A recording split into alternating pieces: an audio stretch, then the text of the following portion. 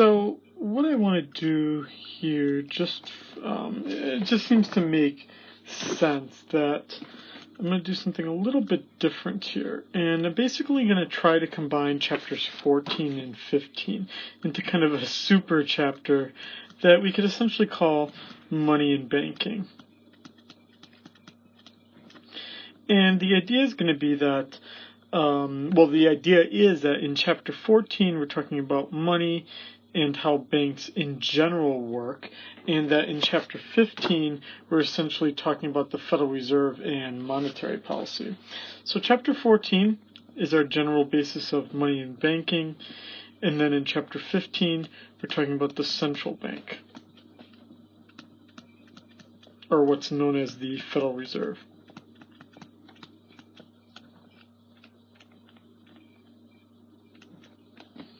Okay. So let's, this is going to be somewhat of a altered agenda here. So I'm kind of doing this on the fly here as I talk about this.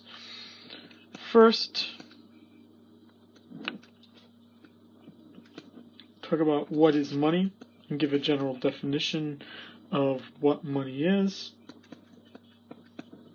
Number 2, talk about the roles of money.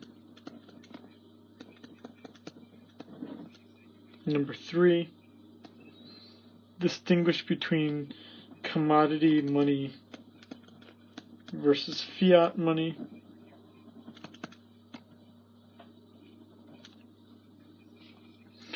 Number 4, distinguish between M1, M2, M3. Number 5,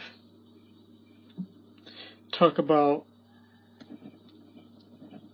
banks and bank balance sheets.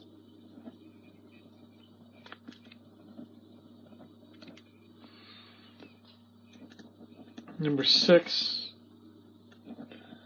we'll talk about how banks create money. And these chapters together are going to make up the basis of chapter 14.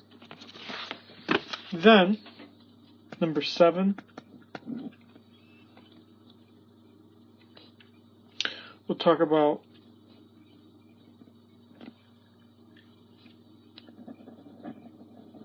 what the Federal Reserve is.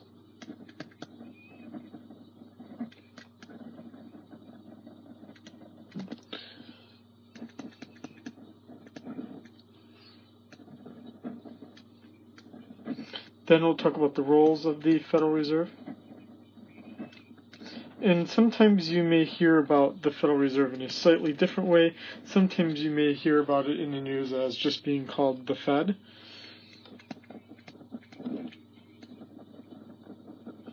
Then I want to talk a bit about what monetary policy is. And then I'll finish this off by talking about the limits of monetary policy.